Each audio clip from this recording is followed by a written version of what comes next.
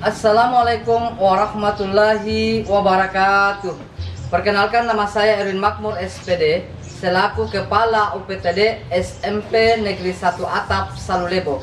Izinkan saya mempersembahkan sebuah karya yang memuat salah satu program di sekolah kami. Program ini saya beri nama Gembira, yaitu gerakan mengajak, membimbing, dan merangkul. Karya ini untuk kita semua, terkhusus untuk guru-guru Indonesia yang mengabdi dalam keterbatasan.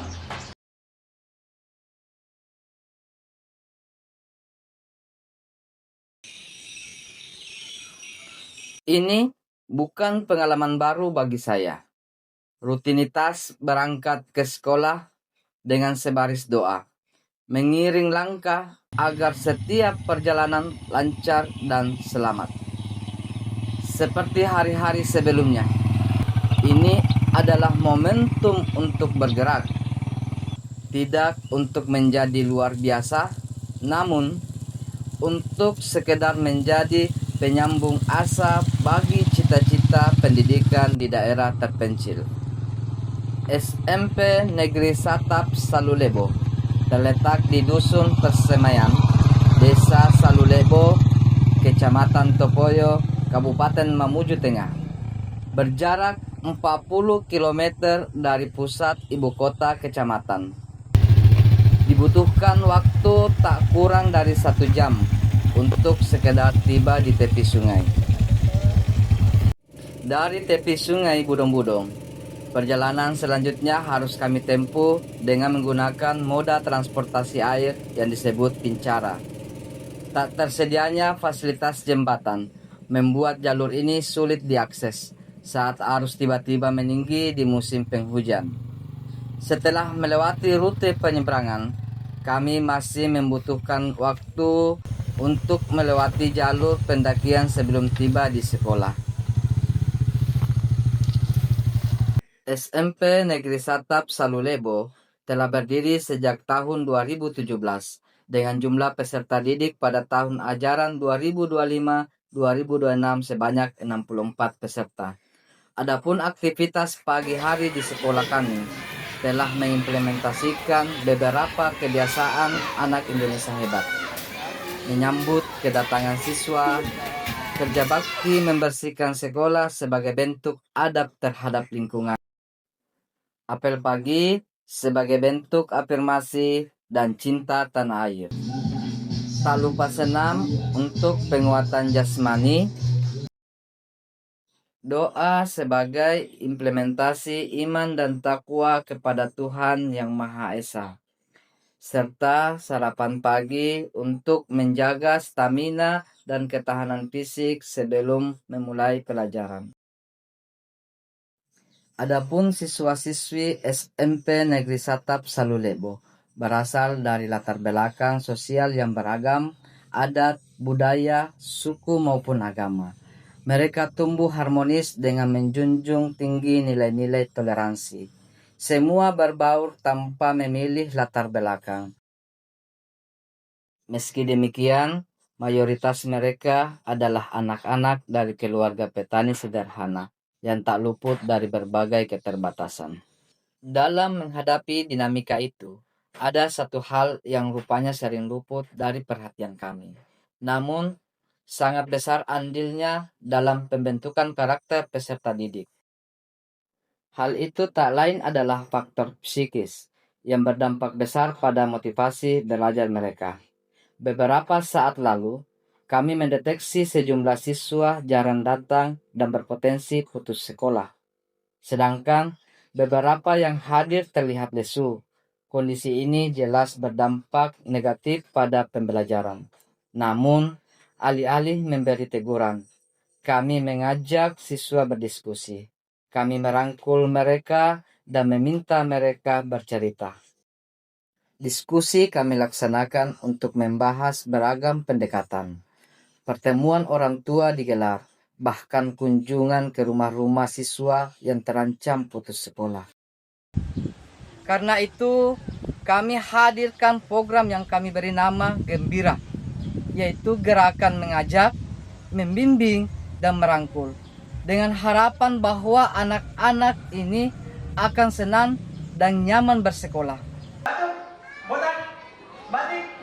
Adapun intisari dari program gembira ini adalah bagaimana guru dan tenaga pendidik di sekolah dapat hadir menjadi pemantik, penyemangat, serta aktor utama yang mampu menciptakan suasana belajar yang menyenangkan. Di sela waktu, kami ajak siswa menonton film motivasi, bermain di luar kelas.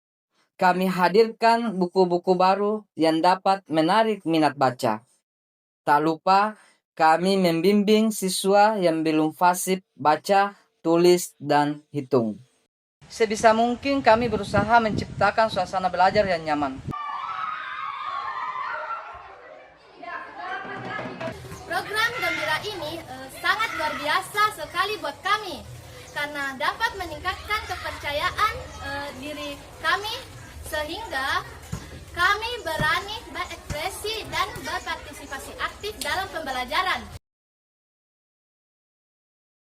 Belajar dalam kondisi santai dapat meningkatkan daya ingat dan memahami konsep dengan lebih mendalam. Di sini, kami luangkan waktu kami untuk berdiskusi dengan siswa dan mendengar pendapat mereka sehingga siswa merasa berharga. Siswa yang terancam putus sekolah kami datangi, ajak dan rangkul untuk kembali bersekolah. Akses jalan yang sulit di sela-sela perkebunan tak menyurutkan tekad guru. Bantuan dan beasiswa pun kami maksimalkan. Kami percaya dengan mengedepankan keberpihakan terhadap peserta didik, maka akan melahirkan generasi-generasi muda yang pantang menyerah, lebih percaya diri, siap dan tangguh menghadapi tantangan. Dan ini adalah bentuk dedikasi kami. Harapan kami sederhana. Anak-anak semangat belajar, semangat sekolah, mereka membaca buku-buku bagus, mereka senang dan tidak putus sekolah. Itu sudah luar biasa bagi kami.